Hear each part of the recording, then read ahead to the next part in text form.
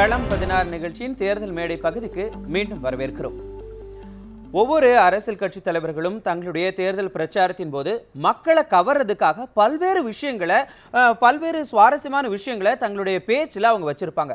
அந்த மாதிரியான சமயத்தின் போது பல விஷயங்கள், அதாவது மக்களுக்கு தெரியாத, ஊடகங்களுக்கு தெரியாத பல விஷயங்களும் அவங்க வாய் வழியாக வெளியில் வர்றதுக்கு நிறைய சான்சஸ் இருந்துகிட்டு தான் இருக்கு. அந்த வகையில் திமுகவினுடைய மூத்த தலைவர்கள் ஒருவராக இருக்கக்கூடிய துரைமுருகன் அவர்கள் கிருஷ்ணகிரி தொகுதியில் பிரச்சாரம் மேற்கொண்டிருக்கும் பொழுது அந்த கிருஷ்ணகிரி தொகுதியில் இருக்கக்கூடிய வேட்பாளர் யார் அப்படிங்கிற ஒரு ரகசியத்தை அவர் வெளியிட்டார். அது மட்டும்தானா, இன்னும் வேற என்னென்ன விஷயங்களை அவர் சொல்லியிருக்காரு? வாங்க அவருடைய பிரச்சாரத்தை கேட்கலாம். ஏதாவது ஒன்று சொல்லி அவர் செய்திருக்கிறாரா? சட்டசபையிலே படித்தார். இந்த ஐஜியை 2 யூனியனாக மாற்றும் என்று நான் அறிவிக்கிறேன் சொன்னார். அவ்வளவுதான். எல்லா ஏமாலையும் தப தப தப தப பெஞ்சு 1/2 மணி நேரம். நான் கேட்கிறேன், படிச்சு எத்தனை நாள் ஆச்சு? இதுவரையில முடிச்சிருக்கீங்களா வேலையை? இதுவரையில பிரிச்சிருக்கீங்களா? இதை போல்தான் எல்லாம். நான் தாய்மார்களை ஒரே ஒரு கேள்வி கேட்கிறேன்.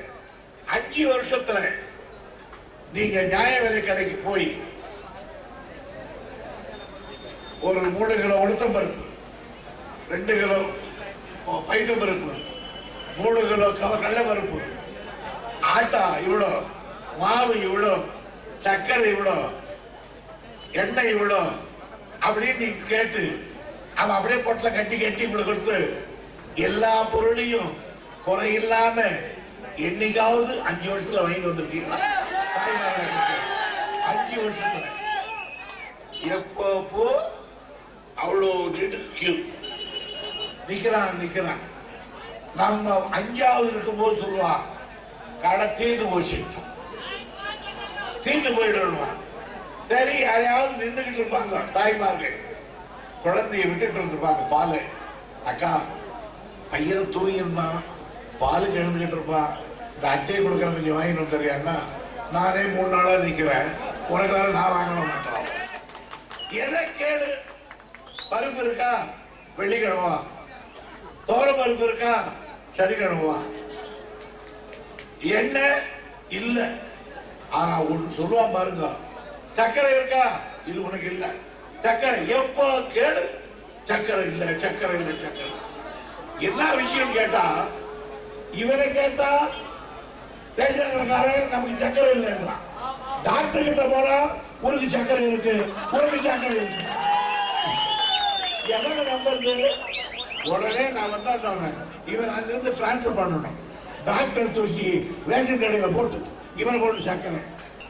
எங்க அம்மாவை மூலியா படுக்க வச்சது இந்த கரண்ட் பில். ஆனா இன்னைக்கு என்னை போல எந்த குடியானவனும் இந்த மில்க் பில் கட்ட தேவையில்லை என்ற உத்தரவை, அந்த உத்தரவை போடுறதுக்கு எனக்கு அந்த ஆண்டவன் கலைஞர் எனக்கு உத்தரவு கொடுத்தாரு. இதை விட எனக்கு போதும் சொல்லு. நான் போட்ட உத்தரவு தான் இதோ. இந்த கையால் போட்ட கலைஞர் சொல்லி இந்த கையால் எழுதியதுதான் விவசாயிகள். ஆனா என்ன நிலைமை? அடுத்து ஜெயலலிதா ஆட்சிக்கு வந்த உடனே அதை எடுத்தாங்க. சபையில நான் கோபப்பட்டு பேசுறேன் பாரு, கொஞ்சமான கோபம் இல்லை. எதிரில் தூரம் எதிரிலே உட்கார்ந்து இருப்பாங்க அந்த அம்மா. வேகமா பேசி முடிச்சேன், சபை முடிஞ்சது. நான் பேசுற பேச்சை பார்த்து சொன்னாங்க அந்த அம்மா, mister Duraimurugan, fortunately, unfortunately, you are not yet kind of thing. Otherwise, there is no Shivaji Ganesan. அந்த அளவுக்கு நான் பார்த்து மறுபடியும் நிறுத்தணும். ஏதாவது விவசாயிகளுக்கு உண்டா? எங்க ஊர்ல 7000 கோடி கடனை தள்ளணும். இப்ப எங்க ஊர்ல நேற்று ஒரு அதிமுக காரன் சொல்றான், அண்ணே இந்த முறை நீங்க தான் ஜெயிக்கணும், ஆனா தேர்தல் அறிக்கையை நல்லா போடுங்க. நல்லாதான் போடுறோம். போன முறை பண்ணிங்க பாருங்க, இந்த விவசாயி கடன் எல்லாம் தள்ளுபடி, அது மாதிரி ஒண்ணு போடுங்க. ஏன்டா இதை சொல்லலான்னு பார்த்தேன். இப்ப எல்லா சொசைட்டியும் அவங்கிட்ட இருக்குது. அதை கரெக்டா சொன்னா, உங்களை நம்பி தானே ஒரு 28 லட்சம் வாங்கிட்டு இருக்கிறேன். போன முறை மாதிரி இல்லடா. நீங்க லோன் போட்டு டிராக்டர் லோன் போட்டு அட்டிகை பண்ணிக்கிட்டு கல்யாணம் பண்ணிக்கிட்டு அதல்ல. இந்த முறை விவசாயிக்கு அதிகமான நன்மை செய்யும்படி நாங்க தேர்தல் அறிக்கையில் செய்ய போறோம், சொல்ல போறோம். இதுவரையில் எந்த மாநிலத்திலும் இல்லாத சலுகை விவசாயிகளுக்கு வரப்போகிறது இந்த எலெக்ஷன். அதாவது அதை ஒரு தடவை படிச்சாலே போதும், விவசாயிகள் 7 முறை திமுக போட்டு போடுவாங்க. இந்த இயக்கத்தை தாண்டுகிற மகத்தான மனிதர்கள் நம் கட்சியில் இருக்காங்க. நான் கேட்கிறேன், ஜெயலலிதா இப்பவே உடம்பு சரியில்லை, சபைக்கு வருது, உட்காருது, எழுது.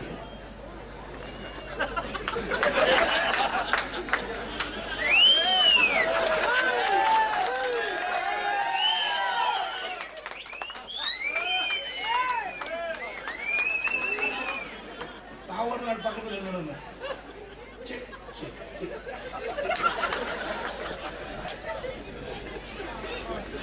எங்க தலைவரை பார்த்து தள்ளு வண்டி, அவராவது தள்ளு வண்டி தள்ளுறாரு, இது நடவண்டியே இல்லை. ஆனா அந்த கட்சிக்கு அந்த அம்மாவுக்கு அப்புறம் தாங்கக்கூடிய ஒரு இரும்பு மனிதன் யார்? இதோ எங்கள் சாலி, எங்க பக்கத்தில் இருக்கக்கூடிய சொல்றேன். இந்த முறை நான் அதையும் சொல்லிட்டு போறேன், எத்தனை இடம் ஜெயிக்க முடியும்? 184 இடங்கள் ஜெயிச்சோம். 184. இந்த முறை கலைஞர்கிட்ட சொல்லியிருக்கேன், 190 இடங்கள். 190 ஜெயிக்கணும்னா நாம எத்தனை இடத்துல போடுவோம்னு நீங்களே தெரிஞ்சுக்க. ஆகியனால வெற்றி நமக்கு உறுதி. ஒருவரை வெற்றியோடு எங்களுக்கு சட்டமன்றத்துக்கு அனுப்பினால்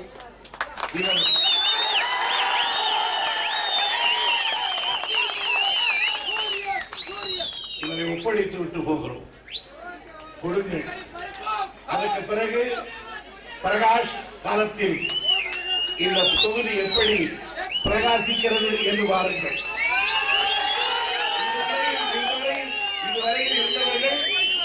இதுவரையில் இருந்தவர்கள் 4 அணியில் இருக்கிறார்கள். கரெக்டா இருக்க 4 பேர், கரெக்டா 4 பேர் இருக்க. அது தேராத மாடு, அது தேராது. ஆனா இனிமே அது ஓட்டு போட்டாலும் தேராது. காரணம் முடிஞ்சு போச்சு அது சகாப்தம். ஆகையால அந்த நண்பருக்கு தேவையில்லை, அந்த கட்சியே முடிஞ்சு போச்சு. இனிமே அது துளிரும் இல்லை, துளிராத இடத்துக்கு ஏற்பவர்கள். இதோ துடித்தில் இருக்கிற நம்முடைய நண்பர் பிரகாஷனுடைய எந்த ஊருக்கு போகிறேன்னு இல்லையோ, எனக்கு என்னமோ இந்த ஊரில் ஒரு சொந்தம் இருப்பதை போலவே நான் உணர்கிறேன்.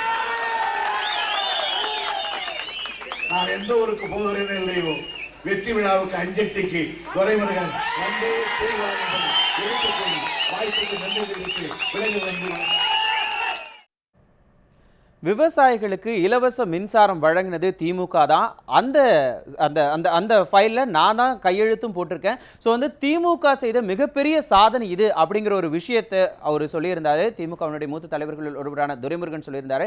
அது மட்டும் இல்லாமல் கிருஷ்ணகிரி மாவட்டத்தில் இருக்கக்கூடிய தளி தொகுதியில் பிரகாஷ் போட்டியிட போகிறதாகவும் அவருக்கு எல்லாரும் தங்களுடைய ஆதரவை தெரிவிங்க அப்படின்னு சொல்லி அவர் சொல்லியிருந்த அந்த பிரச்சாரத்தை நம்ம பார்த்தோம். தொடர்ந்து தமிழகத்தில் தமிழ் மாநில காங்கிரஸ் அப்படிங்கிற கட்சியை மறுமலர்ச்சி பண்ணி எடுத்துட்டு வந்திருக்கக்கூடிய ஜி.கே. வாசன் அவர்கள் எந்த கூட்டணியோட நாங்கள் சேர போகிறோம், அல்லது தனியாக நம்ம நிற்க போகிறோமா, அல்லது வந்து வேறு எப்படி நாங்கள் தேர்தலை எதிர்கொள்ள போகிறோம் அப்படிங்கிற ஒரு விஷயத்தை வெளிப்படையாக இப்போ வரைக்கும் அவர் சொல்லவே இல்லை. இனி எப்போ சொல்ல போகிறார் அப்படிங்கிறத நம்ம பொறுத்து இருந்து பார்க்கலாம். அதற்கு முன்னதாக இப்போ அவர் இந்த பிரச்சாரங்களில் என்னென்ன விஷயங்களை அவர் முன்னிறுத்தி தங்களுடைய தேர்தல் பிரச்சாரமாக அவர் பேசிக்கிட்டு இருக்கார் அப்படிங்கிறத அவருடைய பிரச்சாரத்தின் ஒரு பகுதியை நம்ம பார்த்து தெரிஞ்சுக்கலாம். தேர்தல் நேரத்திலே நீங்கள் தமிழ் மாநில காங்கிரஸ் கட்சியிலே வந்து சேர்ந்திருப்பது என்பது எங்களுக்கு கிடைத்திருக்கின்ற தனி பெருமை என்று நான் இங்கே குறிப்பிட விரும்புகிறேன். தேர்தலை பொறுத்தவரையிலே கூட்டணியிலே மக்களை சந்திப்பதற்கு தமிழ் மாநில காங்கிரஸ் கட்சி தயாராகி கொண்டிருக்கிறது. இந்த நல்ல வேளையிலே உங்களை நான் சந்திக்கக்கூடிய வாய்ப்பை பெற்றிருக்கிறேன். இந்த சந்திப்பு என்பது இந்த தேர்தல் மூலம் உங்களது நல்ல பணிக்கு வருங்காலங்களிலே அங்கீகாரம் கிடைக்கக்கூடிய நல்ல சமயமாக அமையும் என்பதை மாற்று கருத்து இருக்க முடியாது. எனவே மாணவ செல்வங்களை பொறுத்தவரையிலே ஒருபுறம் மக்கள் பணி, மறுபுறம் இயக்கப்பணியை நீங்கள் செய்ய வேண்டும் என்று நினைத்தாலும் கூட மிக முக்கியம் நீங்கள் சார்ந்திருக்கும் படிப்பு, தேர்ந்தெடுத்திருக்கின்ற துறை, அந்த துறையிலே நீங்கள் நன்கு விளங்கி முறையாக படித்து ஒழுக்க சீலர்களாக வளர்ந்து பெருந்தலைவரது நேர்மை, எளிமை, தூய்மையை பின்பற்றி நீங்கள் சார்ந்திருக்கும் துறையின் மூலம் ஒரு உயர்ந்த நிலையை அடைய வேண்டும். அத்தகைய நிலையை நீங்கள் அடையும் போது உங்களது மக்கள் பணியும் இயக்க பணியும் உங்களுக்கு துணை நிற்கும், அதிலே மாற்று கருத்து இருக்க முடியாது. மாணவர்கள் மக்களுடைய பணியில ஈடுபட வேண்டும் அப்படிங்கிற ஒரு பிரச்சார யுக்தியை அவர் கையாண்டிருக்கிறாரு. அது மட்டும் இல்லாம தமிழ் மாநில காங்கிரஸ் எந்த கூட்டணியில இடம்பெறும், எந்த கட்சியோடு கூட்டணி அமைத்து இந்த தேர்தலை சந்திக்கும் அப்படிங்கிறத இன்னும் அவர் சஸ்பென்ஸாக வச்சிருக்காரு. அது இன்னும் கொஞ்ச நாட்களில் நம்ம தெரிஞ்சுக்கலாம். இன்னும் பல தலைவர்களுடைய பிரச்சாரங்களை நம்ம கேட்க இருக்கிறோம். அதுக்கு முன்னதாக ஒரு சிறிய இடைவெளி. இது களம் 16 நிகழ்ச்சியின் தேர்தல் மேடை பகுதி.